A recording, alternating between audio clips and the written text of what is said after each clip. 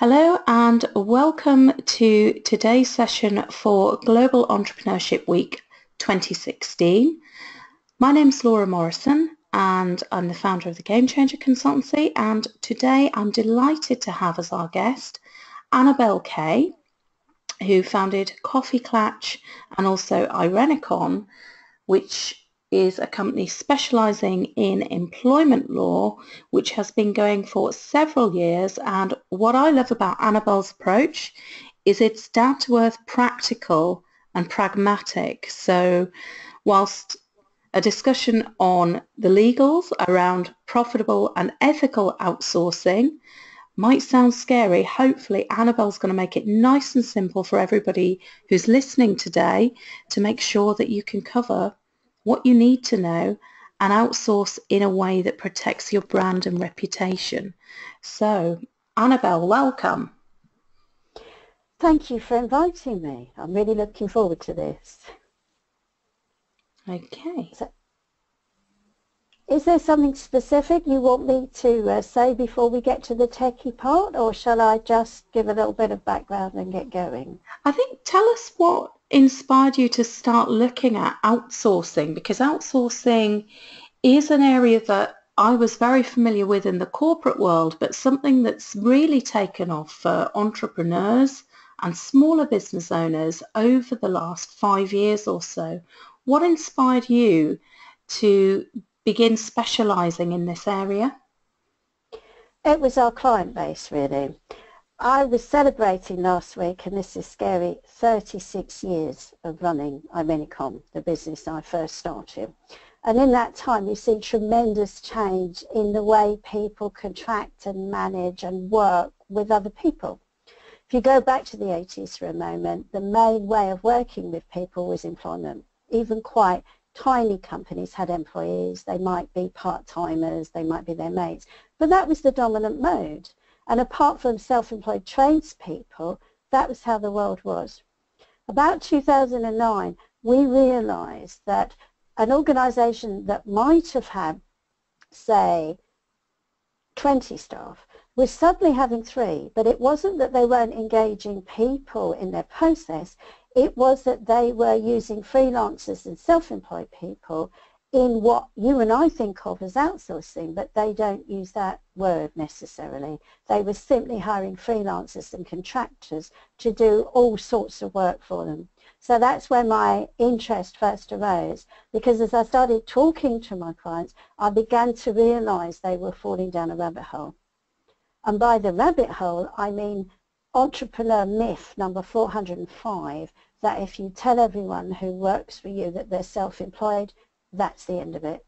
There are no legal issues, no tax issues, nothing at all. You've just sidestepped all the complications of being a boss.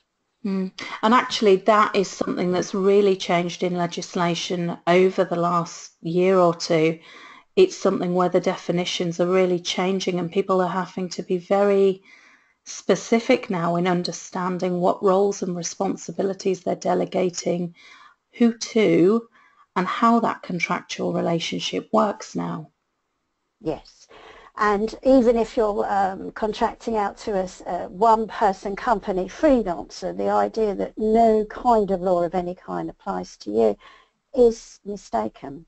But of course, entrepreneurs don't spend a lot of time thinking, what are the legal implications of what I'm doing? By our very nature, we like to just get it done.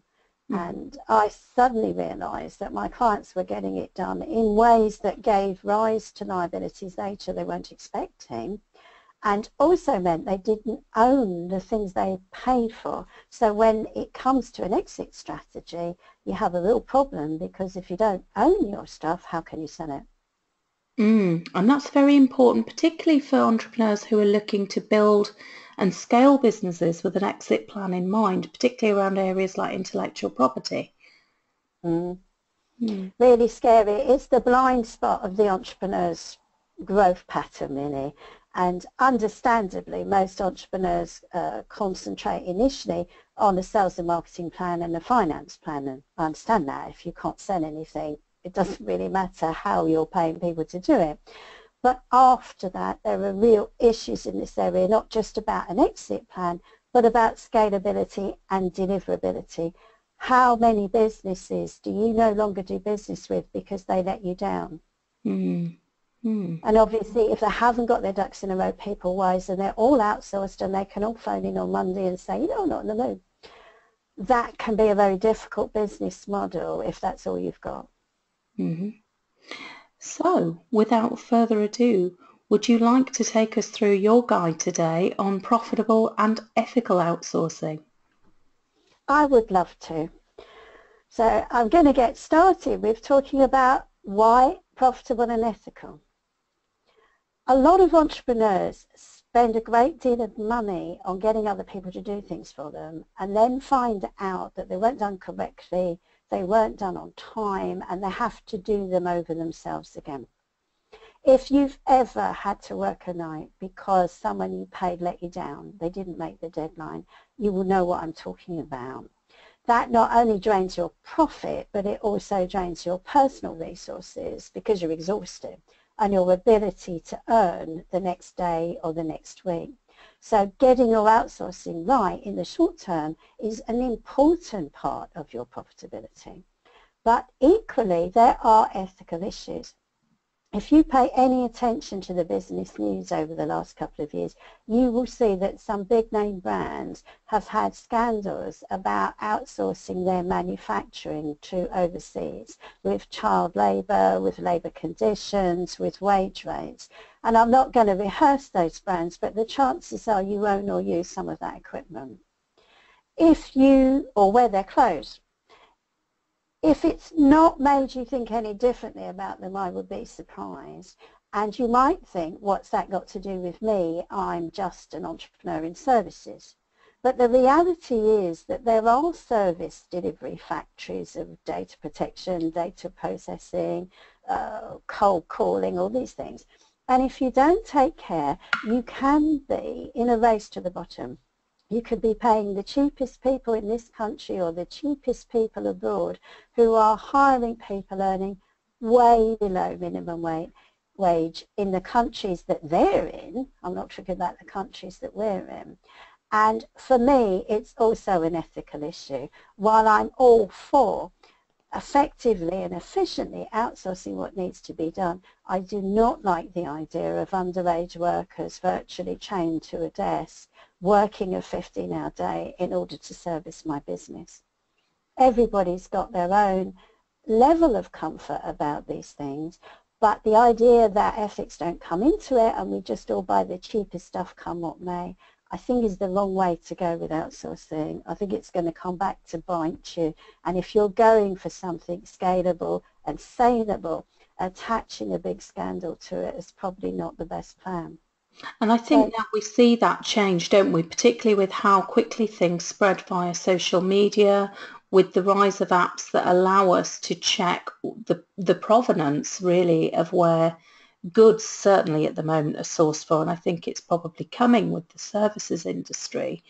It is one of those things that the younger generation coming through as well also seem to be much more aware in terms of how people are being employed and the issues around that, making sure that they are purchasing services in a more conscious way. I think it is influencing buyer behaviour now at all levels, not just big corporations, but also smaller businesses. And I think investors also want to know that companies do have these things locked down, that they have looked into their procurement and sourcing policies. Yes, and not just in a lip service way. I mean, we do now have the modern anti-slavery legislation, which requires people not just to tell their suppliers don't use child labour or exploit people, but to positively monitor and go and check. And that's very different from a legal point of view. You can no longer get away with, oh, I didn't know. Mm-hmm. Mm. And obviously for an entrepreneur, without the resources of a massive global corporate, it is an issue, isn't it? Mm. Mm. In a big way. So that's why I think we have to think about it, because it's very difficult to build up these supply chains for services or products and then at the end of it go, oh, whoops, there's something wrong in the middle of it. Mm. I think at the Much end of the better to day, build it right. if you're an entrepreneur and you want to reap the rewards of entrepreneurship, you've also got to understand that the buck and the accountability stops with you. Yes. It's a big transition in attitude, if you like, because there isn't a boss to point at going, they should have done something about this. Mm-hmm. So I started my project really looking at why people outsource in the first place, because outsourcing comes from some very different places in terms of what people are up to. Because not everyone outsources for the same reason. And you would know from your own corporate background that some people have a policy of outsourcing admin and really looking at we only do in our own business what is core. And admin is often regarded as very much non-core. Mm-hmm. And a lot of entrepreneurs hate admin anyway. Do you enjoy it? Not really. Not really. So number one thing that entrepreneurs seem to want to outsource is admin. And that can be an absolutely great idea because it will free up a lot more of your time for doing what it is that's growing your business and making it work. The next most popular reason to outsource that we've come across is a technical reason. You may have plenty of time, but you simply don't know how to do it. So entrepreneurs, conventionally, their first technical outsource will be to an accountant, if you think about it. Very few entrepreneurs file their own tax returns, do their own final accounts. Quite a few hand a paper bag full of receipts to their accountant at the year end, but changes to how HMRC want financials reported that are coming up over the next couple of years mean we're going to have to go over to quarterly returns to HMRC in the UK, and for most of us that means a bookkeeper or a VA. There will be some people who will bravely take on that task themselves, and good luck to them. I'm not going to be one of them. Most of us also take on a web designer. Not everyone designs their own website, and again that's a minority pursuit, and those are very big areas of outsourcing. So a VA, a bookkeeper, a web designer are very common starting places because they will involve either admin overload or technical data that someone doesn't have.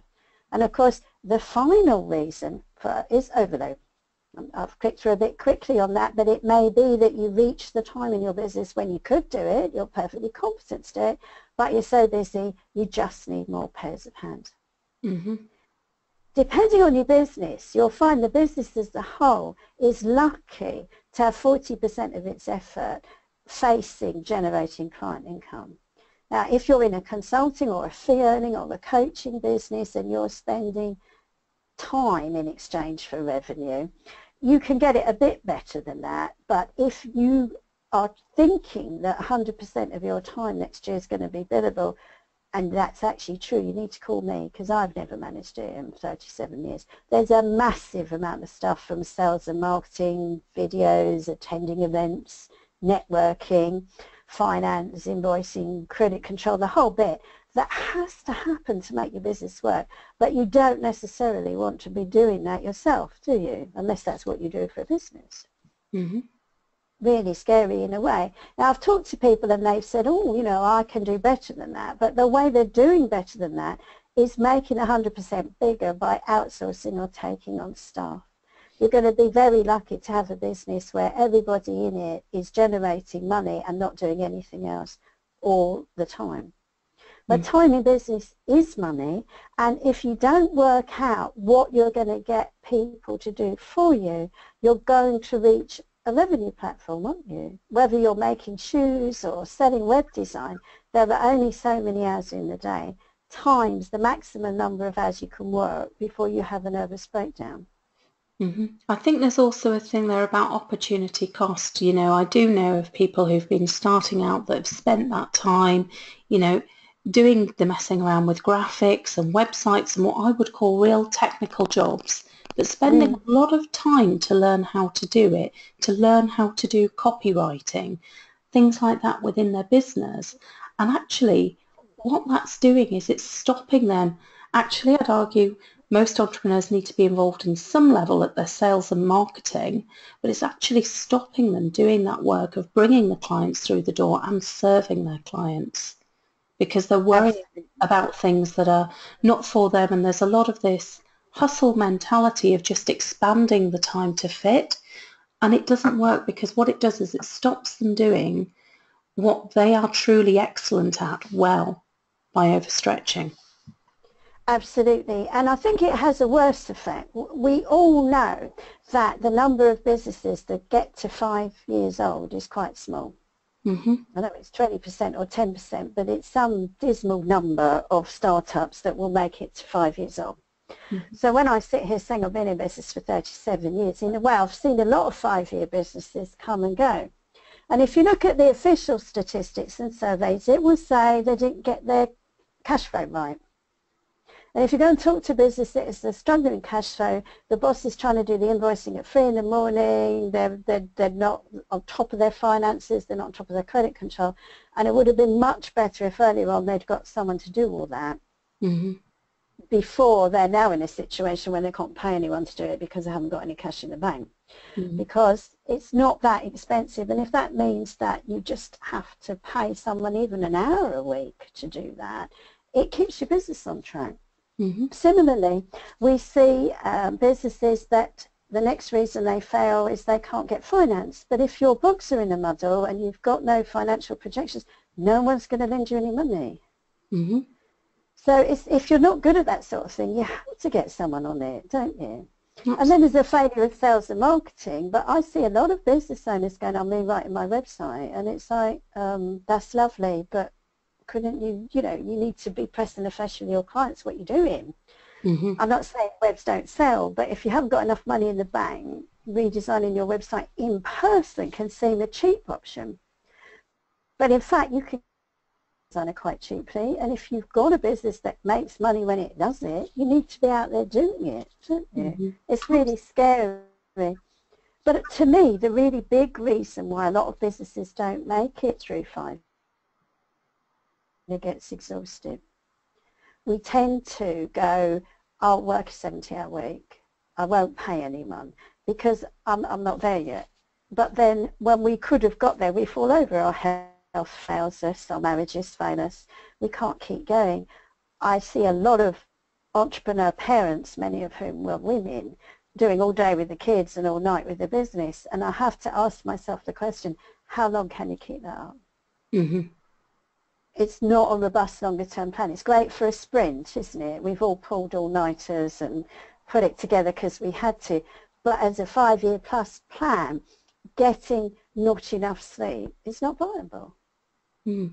Absolutely. You're better to create a smaller business that was properly resourced, that worked when you were sleeping, than a larger one that depended on you being sleep deprived and totally stressed out. So time is money, but it doesn't always have to be all of your time, does it? And I think it's really scary. And I saw a survey the other day that said 75% of self-employed people in London, and I realise not all self-employed people are in London, are actually earning less than the living wage for the time they really spend in their business. Yeah. So that's not a 5-year plan, is it? That's a 3-month plan, maybe. Yeah. Scary. So yeah, it's important because you've got to outsource what you're doing. Now, when you are outsourcing, the next thing you're going to hit is the data wall. In the modern economy, data is as valuable as cash. Now, I don't know about you, but I wouldn't leave £10,000 on a table with people I barely knew and walk out of the room and be totally confident it would all be there when I got back and I wouldn't need to count it. Mm-hmm. Do you think I'm unusually paranoid about these things?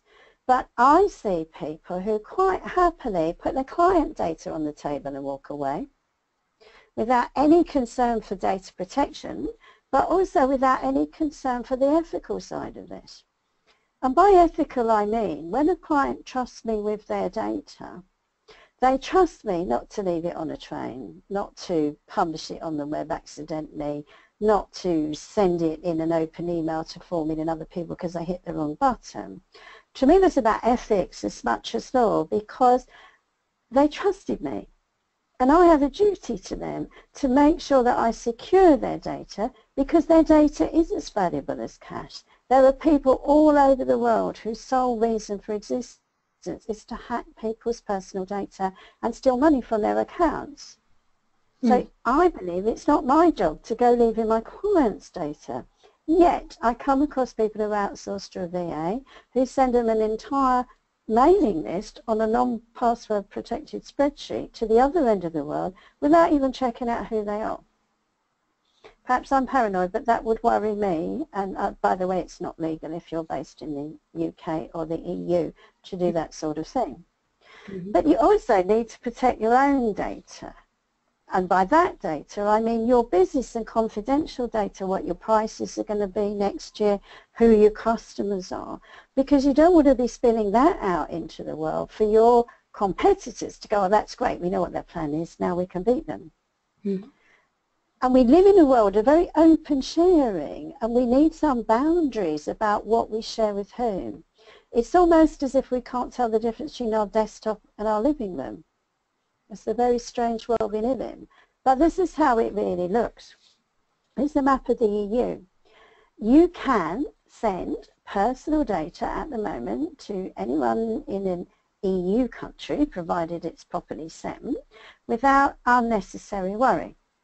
Now, if you're thinking Brexit, would you please get back to me in 3 years and we'll have this conversation, because I have no idea what the precise rules will be when we leave. But most of us don't make arrangements for our data for more than 3 years at a stretch. The EU assumes that every jurisdiction inside the EU has appropriate rules for data protection. But guess who they think doesn't? America. You've heard of the safe harbour arrangements. The EU has questioned them.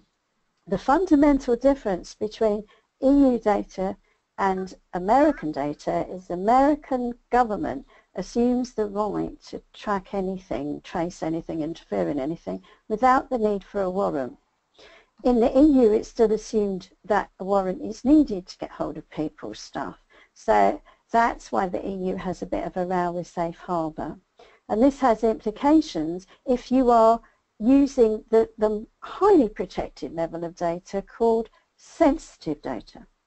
And what I mean about sensitive data, I'm not talking security here, but personal sensitive data, is there's an extra category. It's an extra category when you're dealing with people's health, when you are dealing with their political affiliations, their sexual orientation, and I would also argue as a matter of practice, their finances. The EU says you mustn't send it outside the EU unless you've done a really thorough data audit on whether it's necessary, whether it's being appropriately secured, etc., etc. And that includes sending it to America. Really tricky because a lot of us hold our data on servers. Do you know where your servers are? Well, a lot of them are now virtualized, so for the individual... So they're actually somewhere, aren't they? They are somewhere physically, and a lot of EU servers have their resilient backups in the US or in other countries. Absolutely. Nightmare. So I try at least to get wherever I can my servers in the UK with the resilient backups in the UK. Where I'm in a system that's too big for me, I want my primary hosting inside the EU. I can't seem to control where the resilient backups go. But I monitor it and I keep an eye on it because there are limits to what I as an individual can do when I'm dealing with a company like Microsoft or Google. You know, it's not up to me where they put the data. But it is an issue and I monitor it constantly. Well, I say constantly. Once a year I write to them all and go, where's my data? Is it still where you said it was? Where's the resilient backup going? Is there an option this year to have it in Europe or the UK? And by the way, every year I get more yeses to the option. People often just don't ask. Really scary. And I've actually just moved all my site hosting to a web hosting system that allows me to choose not only where my website is hosted, but where it's backed up. Took me 5 years to find it. You know, so these things exist, but if you don't ask, you don't get. I do that not because I'm completely obsessed by compliance, though I would hate to be non-compliant, but because I feel that no one will trust me in my business with their information if I'm not taking any attempt to secure it. And I think a lot of people are quite naive about data, but bear this in mind. I'm a Yahoo personal email user, not business. And I create destructible email addresses. And that means that if I sign up to your newsletter, I might use an email address that I've never used before and I'll never use again. So if other people start emailing me on that address, guess what I know? You know that the data's been shared. Do you think I'm the only person on the planet who knows about that? It's exactly what I do as well. There we are then. So we kind of, you know, I don't mean everybody does, but you're going to get caught out if you're relying on complacency, really. And this leads obviously to a big debate about who owns what. Because if you're outsourcing, a lot of people think because they paid for it, they own the copyright. And of course, nothing can be further from the truth. If you're outsourcing to someone, in the absence of express contractual agreements and assignment of copyright, they own the copyright. And I'm pausing after that because a lot of people go, no, that can't be right. I've paid for it. But understand that you may have the right to use it for the purpose for which you paid for it, but you don't own the copyright. And again, on the scalable, sellable thing, that can be an issue. So you might not terribly care if you don't own the copyright to next week's mail shot because you're never going to use it again.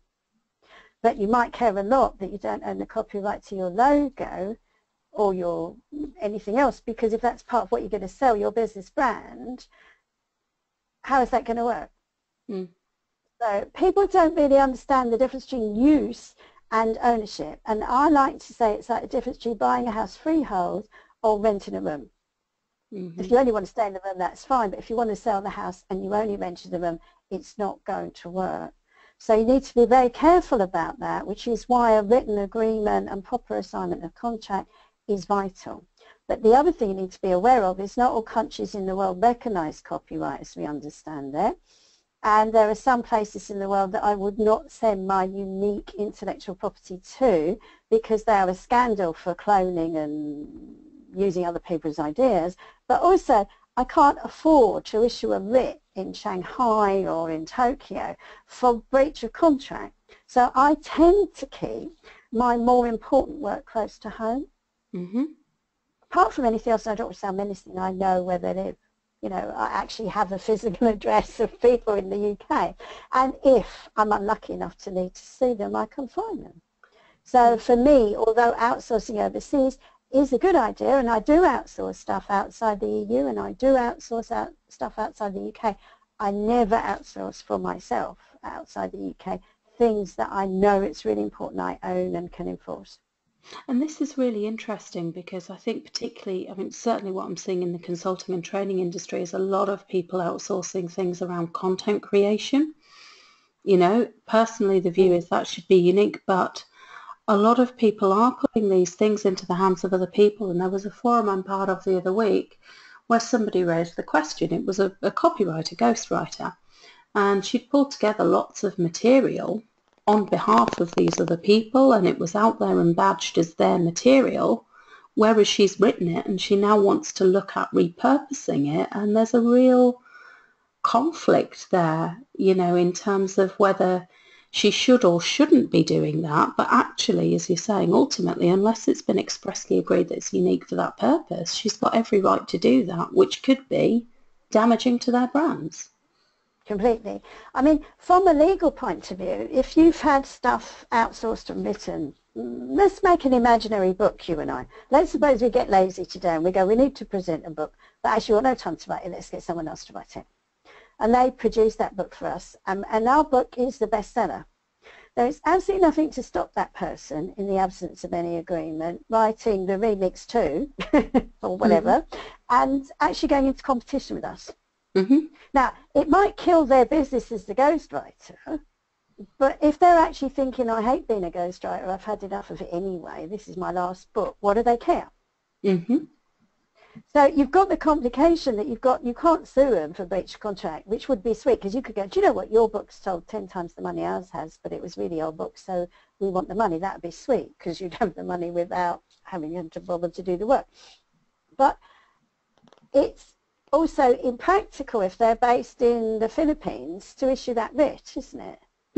So for me, work like that, where I actually was creating stuff of long-term value to my business that would be part of my brand, part of my scalability, saleability, I would prefer a proper contract with, and some elements of it I would get done in the UK. Mm-hmm. So it depends, but if you're asking people to create stuff that's basically a poor man's lead magnet, you know, 5 things you never knew about, 4.5 things you never thought about type of thing, it probably doesn't matter because they're ephemeral, aren't they? And they will be doing 5 things you never knew about for someone else tomorrow, and you don't really care because it's a low value thing. Mm. Makes a big difference, I think, doesn't it? Absolutely. But the other thing, and I've come across this in a forum last year, it really shocked me and I blogged about it, was a VA saying, I'm going to go into this business, and the main reason I want to get into the business as a VA is I intend to set up that kind of business myself, and I'm thinking that will give me access to all their clients. Now, if your VA is doing all your customer research, and you know a lot of people do, don't they? Mm-hmm. You know, check out my LinkedIn profile, fill in my database, create a spreadsheet of the top 50 clients I should be contacting, blah, blah, blah. They own the copyright in that material unless you've contracted otherwise. Mm-hmm. So if they produced effectively your client list this year, how can you stop them contacting them?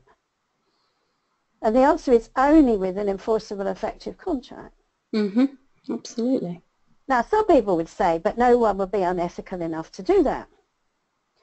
And most people wouldn't do either of the things we've been discussing, but are you betting your business on most people's ethics coinciding with yours?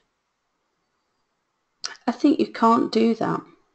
No, you have to hope that their ethics can coincide with yours, but have a bit more, don't you?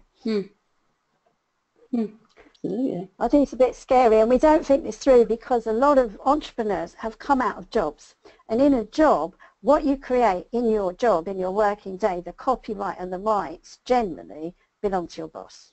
I'm not talking about inventions and patents, and that would be a whole other webinar, but generally, if you work for a graphic design agency as an employee and they say, client wants this logo, then the agency owns the right to the logo, not you. So when you come out and form your own graphic design agency, you're thinking, oh yeah, I own everything, but then you get outsourced to freelancers, and now you're selling clients logos that you yourself don't have the rights in. Because you haven't made the shift. You've got to stop and think about, you know, the businesses, you know, that do own the rights. There's a reason why they've done that. There's a reason why their employment contracts are structured the way they are to give them those rights. Yes, and indeed the reason why the law is. But we get in the muddle because on the one hand, in our minds, employees have rights and freelancers don't, and that's so not true, by the way. But in our mind, as the boss, we have rights, and as the client, we have the same rights, and that's so not true. That's back to the difference between buying the house freehold and renting the room. You know, we simply haven't got our heads in the right place about this because this has mushroomed, it's exploded. When I started first working on this in 2009, and I said to people, do you hire freelancers? The majority of people go, no, unless you count the plumber that comes in once a year to do the boiler, you know. Now if you go to most businesses, they'll be outsourced to a freelancer. They might not use the word outsourced or freelancer, but when you get down to what they're actually doing, I very rarely meet a business that pays anyone that doesn't pay a freelancer. So, but nobody's talked about how does this work. It's scary. So they're all on, oh, I know how it works, but they don't. And of course, the biggest hazard to this is your mate down the pub who knows all about it. Best legal advice you can get, isn't it, always? You know, so they go, well, my uncle had 500 people and he told them all they were self-employed and that was the end of that then. And it's like, oh, I don't think that's quite how it works. Which brings me neatly on to the fact that we need to talk about the money side of freelancing, don't we? Because it's not all about what people do, it's also about paying them and getting it done.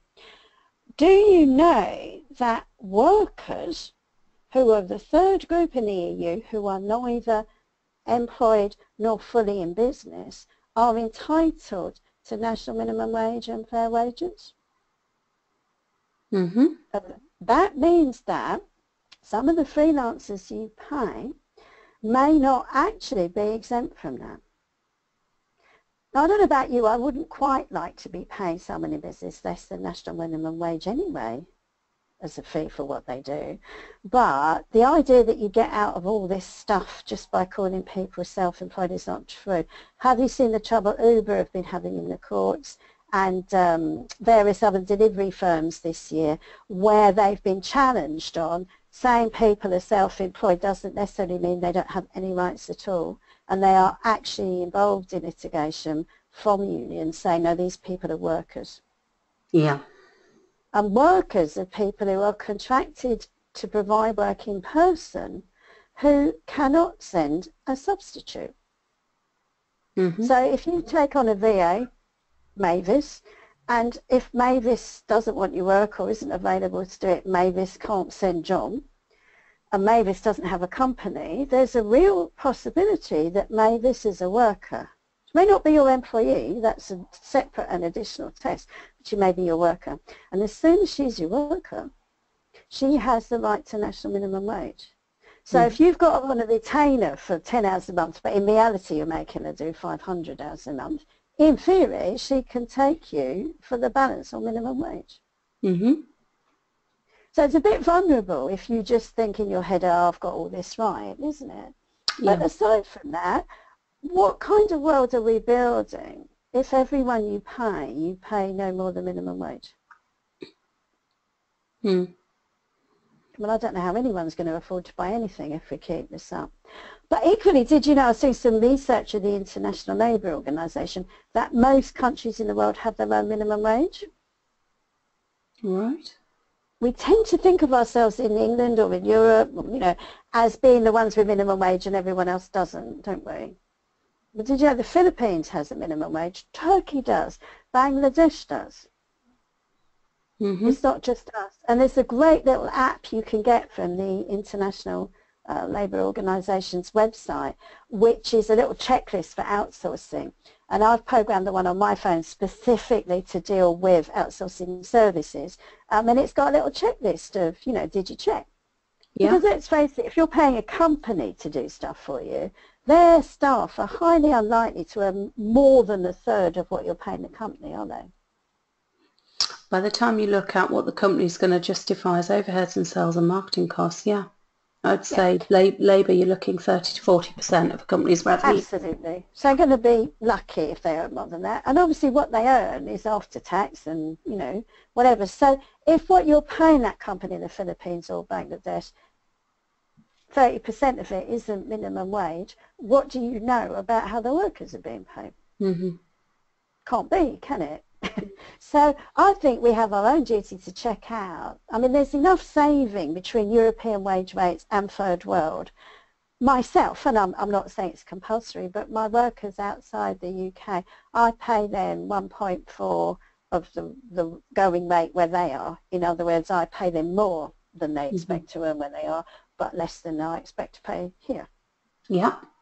Because then I'm happy that I haven't sort of chiseled someone, you know, into abject poverty, but I've also saved some money on work that it's appropriate to take outside of the EU. But everyone has their own ethical place, don't they? Mm-hmm. Some people might go, I feel fine about paying the minimum wage and no more. I feel no moral obligation to go beyond that.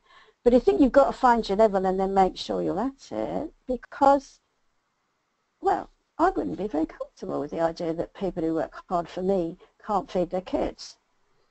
I don't know, am I just weird about that? I don't like it.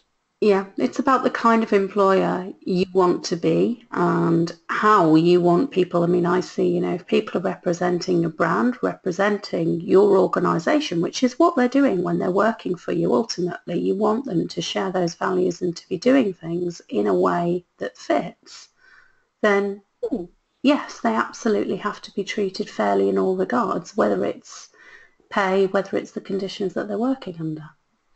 Yeah. And let's put to bed something about tax and self-employment. I keep coming across entrepreneurs who say, well, they're all self-employed, end of. There is absolutely no way the tax man can come back to me. And it's like, hang on a minute.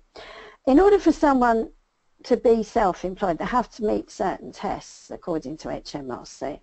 And it's quite possible for you to have labelled them self-employed, told them to invoice you, and at the end of the day, HMRC can take the view they are really employed. Mm-hmm. So entrepreneurs, this is another one of our myths, 101. We think, because we say a thing, it's true. I think we've heard too many entrepreneurs on conference platforms going, I did it my way and I had total faith and in the end it came right. But you never hear from the 99 out of 100 who did it a really stupid way and went bankrupt. So we have this overinflated belief that as entrepreneurs what we say is real. Mm-hmm. And if you're just simply telling people who are effectively employed, you're self-employed, you're in for a shock, because you are going to get a tax bill for back pay as you earn with uplifts and penalties and all the rest of it on 14 days to pay at some point. Mm-hmm. And before you go, whoever did, I do come across people who do, because they phone us all up too late, by the way, because they've already done the thing that led to the trouble. But also, if you're selling your business, then the people who are buying it are going to want warranties from you as to tax liabilities, and all of a sudden it's you that's sitting in the ring for 7 years worth of back tax and penalties. It's just a daft thing to do. So if you're just thinking it's all about just telling people they're self-employed, nothing could be further from the truth. Mm. Those workers could have workers' rights even if they're not employees. And what rights do workers have? Every single person you pay individually to do work for you in the UK, whether they're labelled self-employed or whether they're labelled employee, as long as they can't send a substitute, has got a full set of discrimination rights. Mm-hmm. Don't have to have qualifying service, don't you? And what's the thing that small businesses are really scared about? Discrimination and equality claims.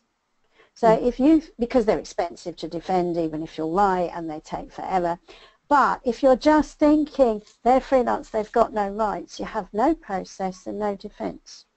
And you know, I do tell stories about organisations this has happened to, so don't just think they're self-employed, I get rid of them any old way I like, treat them any way I like. Ignoring the ethics, there can be legal complications about this. Mm-hmm. So the other thing I want to talk about is change is inevitable. I know I'm saying something that is really like a truism, you know, but I want to talk about this in the context of a freelance arrangement. You probably won't be paying the freelancers you're paying today in 5 years' time. It's not how these relationships work. It's entirely possible you won't be paying them in a year's time. And it's possible that you may not be paying them in a month's time, depending what you've asked them to do for you. So here's the thing. You need to plan your endings. Because you know this relationship is going to end, don't you? Mm-hmm. Sounds a bit self-evident, but I can't tell you how many business owners spend a reasonable amount of time finding the right freelancer, asking their mates, asking at networking events, choosing the right thing, taking them on, maybe if they're very good onboarding them, which by the way still needs doing, still needs to know what you want, how you want it and how you work, and give no thought to the ending whatsoever. Mm-hmm. So here they are, you've gone mad and you've given them the logons to your website and all your social media, because they needed that to do their work. They so don't, by the way, but a lot of people think they do. You've possibly given them the keys to your accounting system, your entire client database, everything that makes your business work. And now the relationship ends. How are you going to get that stuff back? How are you going to ensure there were no copies of it? How are you going to secure all that valuable data? Are you going to walk away at the end of this relationship, leaving all that stuff on the table and hoping that person's not going to do anything with it? They shouldn't. Mm-hmm. Not my idea of a planned ending anyway. The vast majority of people I've ever paid, by the way, I've not attempted in any way, shape or form to do the dirty on me. It might be what I do for a living, or it might be, which I believe, that 90% of people wouldn't dream of it. But the 10% are enough to bring you down. So if you're going to have, say, 5 freelancers a year, for the next 10 years, that's 500. 10% of those Yeah. can't do the maths, but you know what I mean. You're going to end up with a lot of freelancers. You only need one or two to do something to steal your client data, and you're in data protection breach. You only need one really to do it badly. So you've got to plan your endings. And we just drift on, don't we, thinking, what's the commonest way somebody stops using a freelancer? Just stop picking up the phone. That's it. End of process, end of method, end of arrangement. Whoa, that's a great way to leave your copyright in someone else's hands, isn't it? So I think you really need to do that from the beginning. So what I advocate is that you really do need some peace of mind in this, that you can't just hope for the best and not plan for the worst, really. And that peace, in my experience, comes from these things. The R is for being realistic about what kind of relationship you're in. So if it's really employment, call it employment and get it right for employment. If you're really outsourcing, make sure you're realistic about what needs to be done by whom at what rate. You know, let's get away from delusion. You've got to plan your endings. That's the E. From the very beginning, you know this relationship is going to end, so you've got to have a plan for getting out of it. Amiably, you hope, but possibly not if things go wrong. The relationship's got to be appropriate. It's got to be appropriate for your brand. It's got to be appropriate for the way you work. It's got to be appropriate for what you're doing. It's no good hiring a 12-year-old in Bangladesh to be your social media maestro, is it? Because they're not going to know enough about your audience unless it is young people in Bangladesh. And there are all sorts of issues about the legality of that. And the final thing is you've got to handle the legals. You can't just go, we shook hands on it and that's an end of it. Because you know what they say about the worth of an unwritten contract, don't you? They are enforceable, but they're not worth the paper they're not written on. Because nobody knows what the deal is, do they? And if you put that lot together, you can actually have what we call a real agreement. You go through a whole process of what are we really up to, how are we going to do it, who's paying, who owns what. That creates an agreement that the two of you can sign, knowing neither of you is gouging the other, and then get on and do the work. It's a long way from just picking up a total stranger on the internet and hoping for the best, isn't it? Absolutely. Yeah, so, you know, I suppose it's the difference between healthy relationships and freelance one-night stands, isn't it? Now, I've just managed, for some reason, to click into one thing too far, because I've got, there I've got it back again, a free download for anyone who wants to know more about outsourcing, because there's a lot about copyright and IP that belongs in some roles and data logons that belong to another. So if you use your mobile phone and you text the word GEW game, and it's on the slide, GEW game, to the number 079035677718, it will send you a little bit of text back asking you for your email address, and you will get our free guide to outsourcing.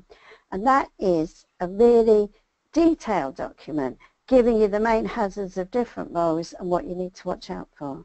So you can go on and grow your business from a slightly more robust place to begin.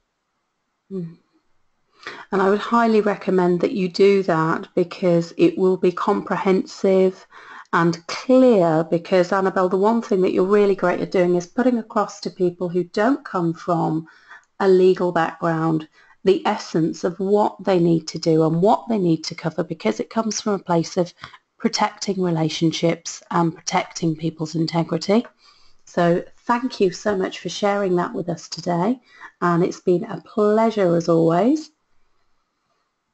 Thank you so much for asking me. You know, I'm on a mission to get all entrepreneurs properly sorted out. So I'm hoping that this will make a small contribution in the right direction. Thank you very much. Thank you.